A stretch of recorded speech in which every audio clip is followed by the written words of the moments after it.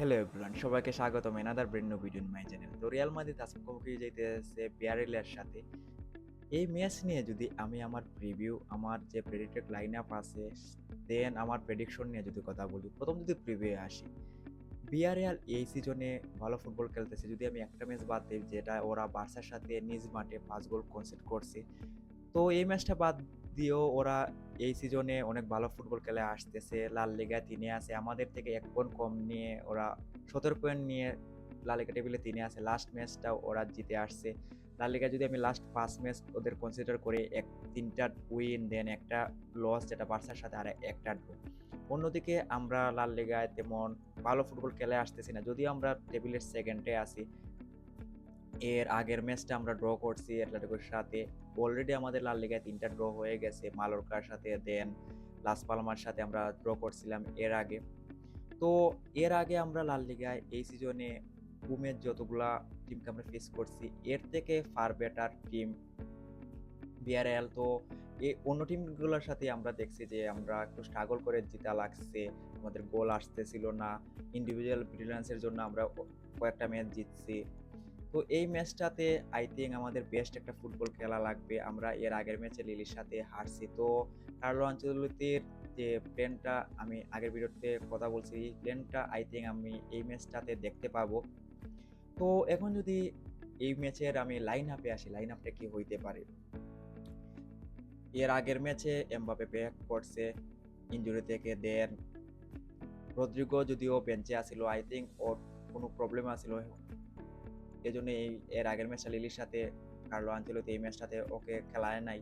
তো এখন যদি আমি এই ম্যাচের লাইন আপে আসি, কোর্তুয়া ইনজুরিতে, তো গোলকিপিং এ লুরনি স্টার্ট করবে, আর রাইট ব্যাকে কারবালকে স্টার্ট দিবে আনচেলত্তি। ওর থেকে বেস্ট অপশন আমাদের কাছে এখন অ্যাভেলেবল আর নাই।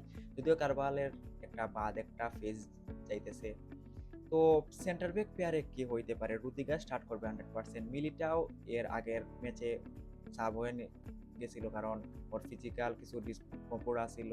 তো যদি এই ম্যাচে ও ফিট থাকে, তাইলে এই ম্যাচে স্টার্ট করাইতে পারে আনচেলত্তি, নয়তোবা চুয়ামেনিকে স্টার্ট করাইতে পারে রুদিগারের সাথে।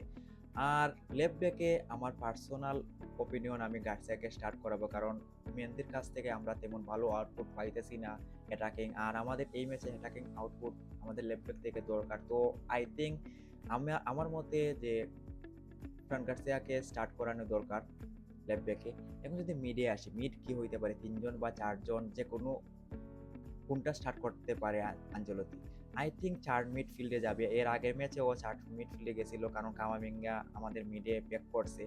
তো আমি দেখতেছি যে এই ম্যাচও আগের যে মিডফিল্ড আছিল, এই মিডফিল্ডার গুলোই স্টার্ট করাবে আনচেলত্তি।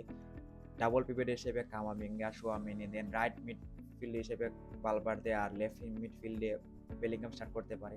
এখন যদি আমি ফ্রন্ট লাইনে আসি, ফ্রন্ট লাইন যে ২টা অপশন আমাদের কাছে আছে, সেই ফ্রন্ট লাইনে কে হইতে পারে? আই থিংক এই ম্যাচে ভিনিসিয়াস আর এমবাপে স্টার্ট করবে। রদ্রিগোকে আই থিংক এই ম্যাচে স্টার্ট নাও করাতে পারে আনচেলত্তি।